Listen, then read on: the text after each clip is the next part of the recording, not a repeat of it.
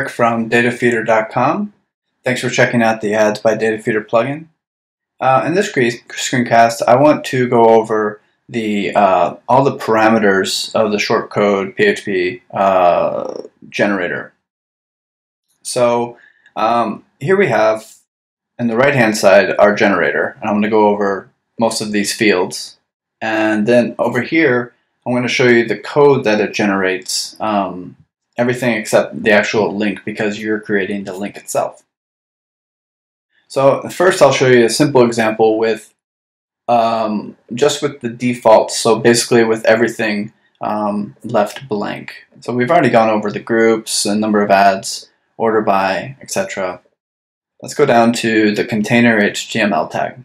And this is the tag that wraps around all of your ads. So in this example here, this would be your div tag at the top, and it closes here at the bottom. You can see here it says it's default div. You can put that to be whatever you want. Well, not whatever you want, but you have a few options: unordered lists, ordered lists, bands, paragraph tags, etc. You just don't want to include any greater than, less than, or slashes in there. Just the name.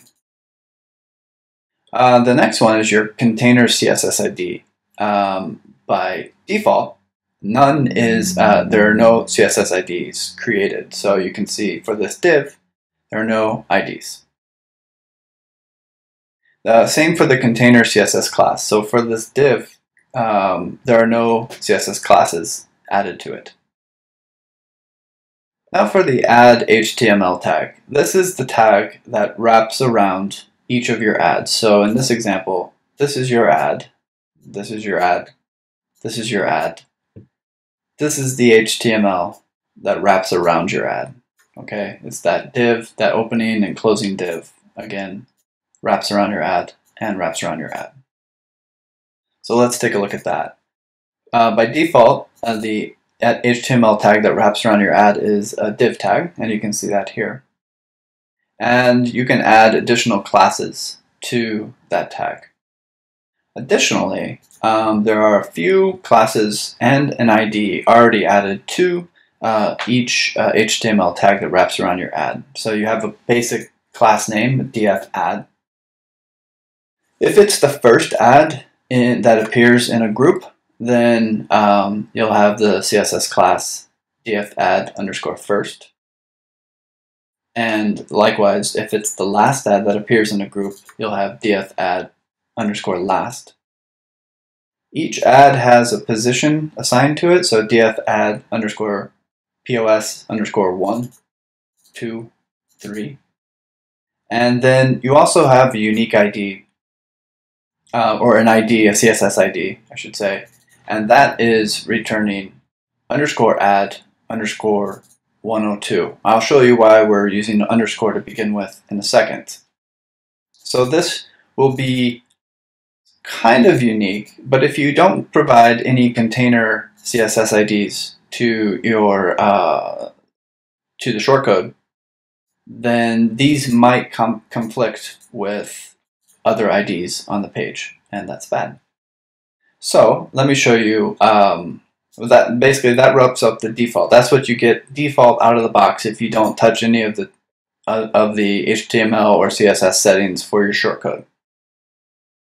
Now let's take a look at something a bit more complex. We'll scroll down, and this one I've configured every single field regarding the HTML tags and the CSS IDs and classes.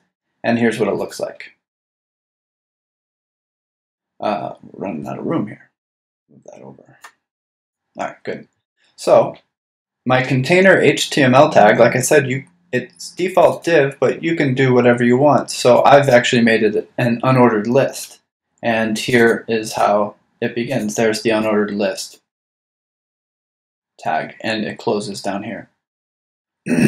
My container CSS ID, you can see that right here. My container ID, my container ID. And my container CSS class is my underscore container underscore class, and you can see that here. Now on to the ads. Because my container is an unordered list, a UL tag, my HTML tag for each ad should be a list tag. By default, it's a div. So as you can see, these are my ads here, here, and here. And this is the code that wraps around the ad. And you can see that the tag that we're using there is a list tag. And finally, I've added a my_ad_class to each list item. So it's here, here, and here. Again, like the other example, we have a general dfadd class. We also have a first and last, and we also have position 1, position 2, and position 3. And lastly, and here's where I mentioned this earlier, I get back to it. In the other example, remember we just had